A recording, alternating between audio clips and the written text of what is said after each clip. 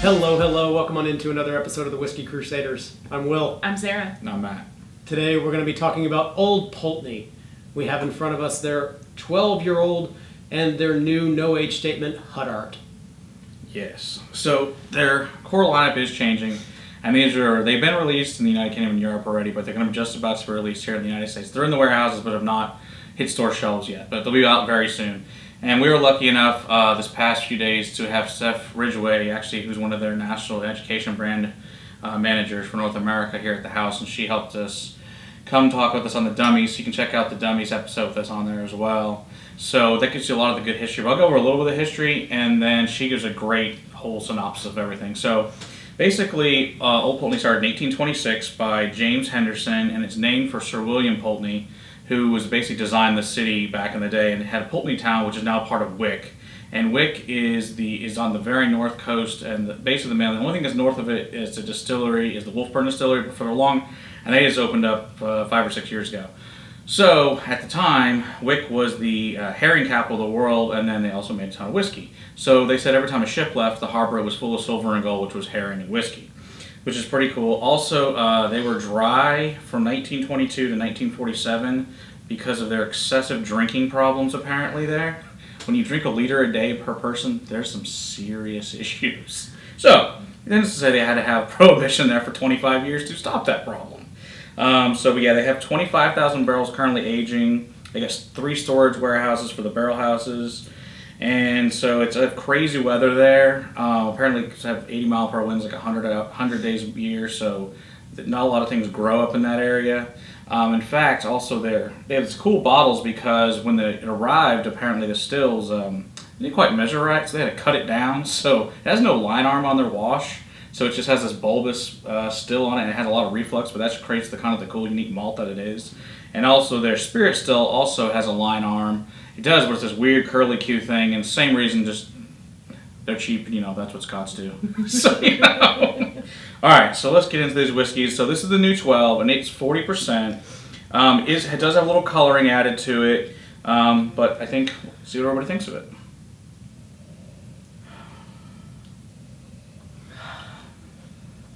I smell malt first thing. Yeah, absolutely. Definitely used oak. Mm-hmm. Yep, malt and brine, and these are all bourbon casks, so which would make sense then. Mm-hmm. And I am getting brine. I get a little bit of brine, but it's got like a fruity forward note for me. And it's bright.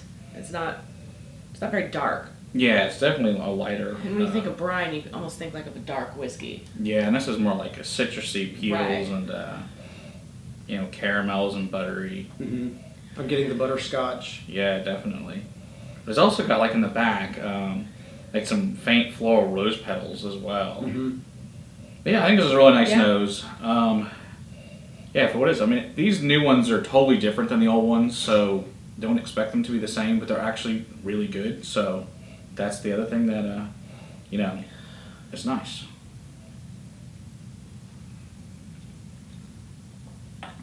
And that's delicious. It is delicious. It's very sweet. Sweeter than I thought it was going to be with the brine on the nose.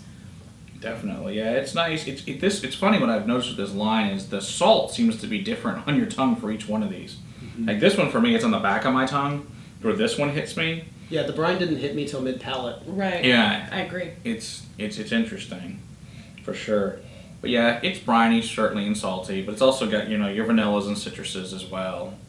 But I just think it's a nice taste. This has more drying oakiness as well. I think as well. I like it. I think it's nice.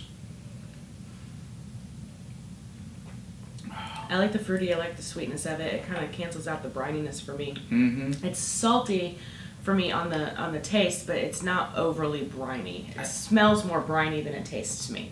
Mm-hmm. I think this would be a good one for bourbon drinkers to probably start with. Since it's a bourbon cask and it's light, it's got like just the tiniest hint of any smoke in there. It's just barely there. It's definitely a good entry for Scotch for a bourbon drinker. It's also really creamy.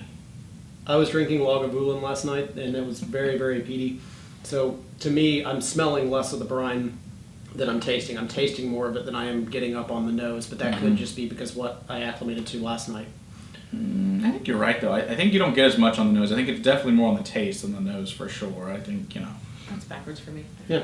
Hey, whatever works. Yeah. I mean, you know. Drop of water, separated oils, the finish elongated quite a bit. But the flavor's kind of muted down a little bit. I got more dark notes than I did without the water. Okay. So it darkened it. It did. It darkened it up a little bit. Okay. Good to know. A little bit of fig and kind of plum kind of showed up. Darker fruits. Oh, wow. Okay. That's kind of a pretty drastic difference going from Right. citrus over to plums and stuff. That's great, though. A little bit showed up. I'm not saying it overwhelmingly changed. Yeah. Oh, it's tasty. I like that. I think that's certainly a good Oh yeah. whiskey. I would not be displeased. I think they said it's gonna be like $45. So I like it better without the water. Personally. yeah, it works. That's why it's an experiment. Yeah. That's right. Taste is subjective. Exactly. No, but I like this. Like I said, it'll be different than the old one, but it's a good whiskey. I think everyone will be really happy with it. Go into it with an open mind that it's a good whiskey. So I really like it though, personally. But also go into it with an open mind that it's not the same. Yeah, it's definitely not the same. They're not trying to make the same thing. Yeah, and I don't know. So- I've never had the European version of the Old 12, so I don't know how that compares. It may be really similar to that for all I know. But compared to the U.S. version, it's not. But anyway, it's really good. I really like it, and I think you'll be really happy picking one up for sure. So, all right. So let's move on to the Huddart, which is where Sir William Pulteney founded it in the fishing town. What?